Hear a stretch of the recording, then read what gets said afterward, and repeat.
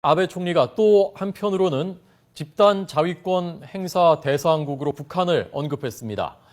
매우 이례적인 일입니다. 한쪽에서는 대화하자고 하고 또 다른 한쪽에서는 무력 사용의 대상으로 북한을 꼽은 것입니다. 좌충우돌하고 있습니다.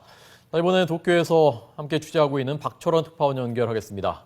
박 특파원 나오십시오. 네, 도쿄입니다. 네. 자, 어떻게 된 겁니까? 좀 자세히 전해 주시죠. 네, 일본이 지금까지 권리는 갖고 있었지만 평화헌법 구조 때문에 행사하지 못했던 것이 집단 자위권입니다. 전쟁 금지와 군대 보유를 금지한 헌법 구조 해석상 방어 차원의 무력 사용 외에는 일절 무력 사용이 금지돼 왔기 때문입니다.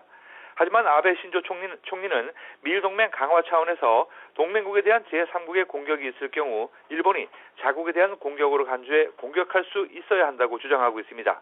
이런 상황에서 아베 총리는 일본 총리로서는 집단자위권 행사 대상국에 처음으로 북한을 언급했습니다. 어제 주미원 예산위원회에 출석한 아베 총리는 북한이 미국을 공격했을 때 국제사회는 경제 제재를 가할 것이고 이때 해상에서 선방으로 북한의 무기 탄약이 수송될 때 이를 저지해야 할 것인가를 논의해야 한다고 말했습니다. 일본 총리가 집단자위권 행사 대상국에 북한을 언급한 것은 극히 이례적인 일인데요. 아베 총리는 특정 국가명을 거론하지 않는 게 좋지만 알기 쉽게 설명하기 위해 북한을 예로 들었다고 설명했습니다. 아베 총리는 자신의 발언이 파문을 일으킬 조짐을 보이자 한반도 정세가 나빠졌을 때라고 덧붙여 설명했습니다. 지난 9일 도쿄 도지사 선거에서 자민당이 지원하는 후보가 승리하면서 국정 운영에 탄력을 받은 아베 총리는 집단자위권 행사 용인에 강한 의혹을 보이고 있습니다. 네, 참 사나운 이웃들 만나서 참 우리나라 어렵습니다. 이 일본 정부가 버지니아주 동해 병기 법안 통과된 것 잘못된 것이다. 앞으로는 저지하겠다라고 또 했다면서요? 네, 그렇습니다.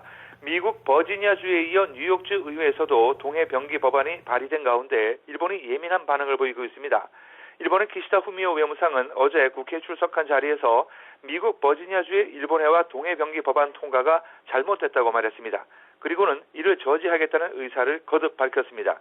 기시다 외무상은 버지니아주에 대한 로비 방법이나 로비 상대방에 대해서 더 확실하게 대처해 나가겠다고 말했습니다. 일본 언론들은 버지니아주의 동해 병기 법안 통과가 일본에는 심각한 패배라고 보고 있습니다. 지난달 일본의 사사이 게니치로 주미 일본 대사가 버지니아주를 방문해 버지니아주에 대한 일본 기업들의 투자가 줄어들 수도 있다고 말하며 저지에 총력을 기울였지만 실패했기 때문에 충격이 컸던 것으로 보입니다. 따라서 기시다 외무상이 적극적으로 저지에 나서겠다고 말한 만큼 동해 병기 문제는 한일 외교전의 또 하나의 뜨거운 현안이 될 것으로 전망됩니다. 지금까지 도쿄에서 YTN 박철원입니다.